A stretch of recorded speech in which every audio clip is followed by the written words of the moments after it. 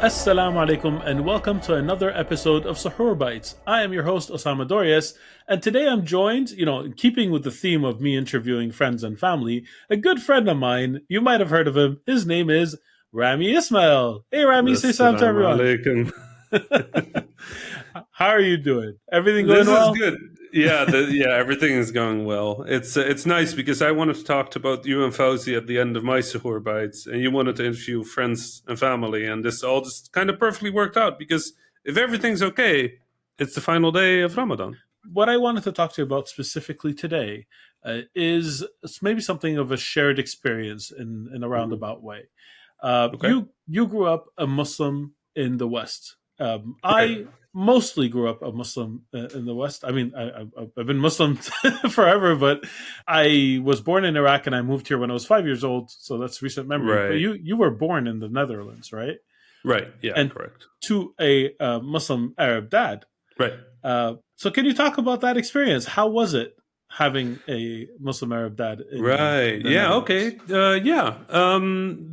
It was always, it's always strange because when you're growing up, at first you don't realize that your house is different, Yeah, right? You kind of assume that it's the same for everybody, and that everybody has the exact same way of growing up. So, as a kid, I never much realized that I was watching different TV series and I was listening to different music and I was having these holidays that were different. That didn't really sink in until a few years into elementary school when I started to realize that, you know, we had a holiday that the other kids didn't, and the other kids were doing holidays that I didn't have.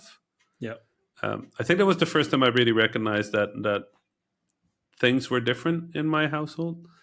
Um, my dad always, I always liked that. I don't know. I feel like my dad always tried to capture the warm parts of the yeah, culture more than anything. And I think it must have been really hard for him because he came to the Netherlands when he was really young, right? yeah. He How old was was he? he must have been in his early 20s. Okay. Um, so kind of like what Fauzi did, I guess, where he left the Middle East at in early 20s, I think. Yeah, But the thing that I found really impressive about it is that he's remained an Egyptian at heart, right? He's an Egyptian. He's very proud of Egypt. He has a very he's a very Dunya sort of like approach to Egypt, where it's like the mother of the world. And to live abroad and away from that, I find that when, especially first generation folks, right, that move out of a country, they become more protective, right? They become more outspoken almost about what they want to protect because they know that they're losing it otherwise. Well, I think second generation are usually a little more laid back in that they've sort of grown up with that mix. yes. I That's think my actually dad. my experience as well with my dad. I think there's my dad left Iraq in his late 20s. Mhm. My mom in her mid 20s, and same thing. When my dad came to Canada, and he really wanted us to both fit in and not be seen as other, but also not to lose our heritage, Right, and that's a really hard balance to strike. And I saw him struggle with a lot of his traditions. Like I right, saw him like debate some in front of us, almost saying, "Well, that's not how we did it growing up. What do your friends do?" And he'd think about it and come up with a conclusion. He'd discuss it with my mom. right, That struggle at the time, it didn't make sense to me because, I mean, from my point of view, we grew up watching a lot of TV from here, but we also had satellite dish that picked up right. Arab. you know, you The have a similar satellites. experience. Yep, Yeah, there was a cable versus the satellite, right? So, yep. so Yeah, I saw the contrast. I understood where the line was drawn, and I knew when something was like most of the time when something fit into one area or the other. But I also had a lot of questions that were just not addressed. Like I didn't. right. You must have had a whole bunch growing up as well, right? Yeah, of course. I mean, it was always funny and that conflict that you described was always funny to watch, Yes. right? I wasn't prohibited necessarily from participating in anything unless it was really countercultural. But I think my dad also grew to understand at some point that the more strict he was about things, the more likely it was that, the kids would rebel. Yes. So you had the thing with like going to birthdays or going to parties or going to sleepovers or going to a club. And I was not a club kind of person, but there were school events at clubs sometimes, and you could really tell that there was a bit of a struggle in there as an Egyptian who came over to the Netherlands, and obviously in the Netherlands suddenly had all this freedom and the nightlife and the anything you could do in Egypt without your parents telling you that you can't do it, but also a very different culture than the Egyptian one.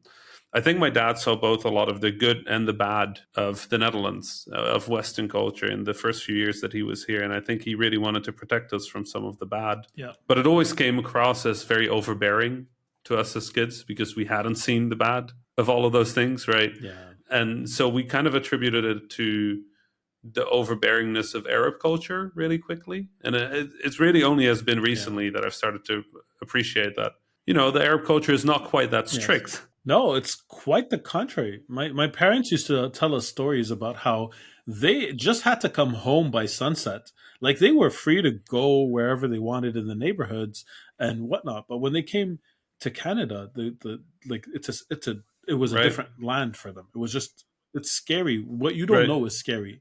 So my parents actually that's what pushed us towards video games, believe it or not.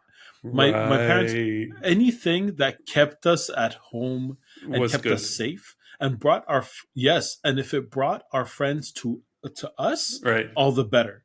So like we had this openness about video games. My parents love video games. I've mentioned it before. They used to play with us, and to them it was a Right. positive thing. They had their moments of you're playing too many video games, go do your homework, of course. Like, but we had consoles. We had every console. That's why I was never into the console wars because it brought our friends into Right. our house and into a safe place where my parents could see them and be like, "Oh, they're good kids, you know. They're not like us, Right. but they're good." I And that was have a question important. for you.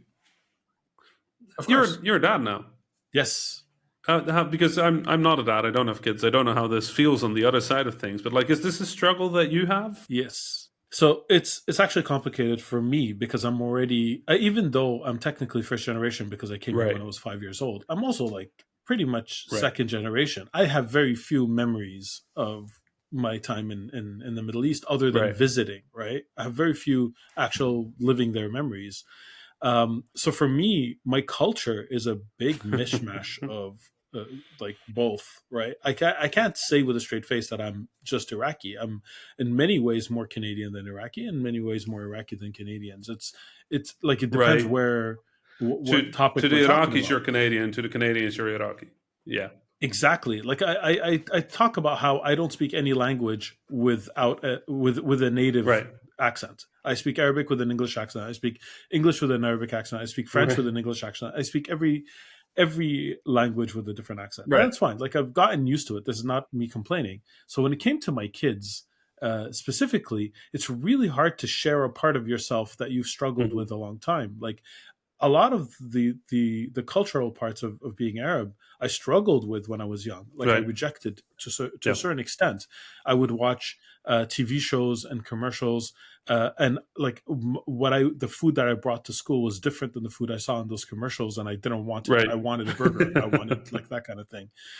So with my kids, I think it's actually easier because my wife is Right. Italian, of like she's Canadian, but like of Right. Italian heritage. And speaking about our cultures, my kids go to both Arabic school. Well, Right. before COVID, my kids went to both Arabic school and Italian school. They Well. learned both languages. And to a certain extent, they can't speak either Right. properly, but they know words and they know the alphabet and they know They can talk numbers to and that each kind of other thing. in the opposite language of what the parent understands. Exactly. Yes, and Right. that's freedom. That's liberating, right? So for my kids, it's like it's actually I think easier. I'd have to ask them Mhm. when they're older, but I think it's easier because they understand that they're Canadian mostly, and that there are also aspects of their identity that are not Right. that they could clearly define. While for me it was much more of a struggle. But we do have those questions where my kids, all of them, have come home and said, people ask me, am I more Iraqi or more Italian? I don't Right. know what to answer. And those are hard conversations to have because it brings me back to Right. my I can imagine. Sounds traveling. like a big topic. Yes, so this is something we could talk about for more than a bite. This is Right. like a big, but I mean, this is all the time we have for today. So maybe we'll bring it up during a regular episode at some point. Who knows? Who knows? Inshallah. We have many more episodes, inshallah. Inshallah. So thanks all for listening. Salam alaikum and Ramadan Kareem. Salam.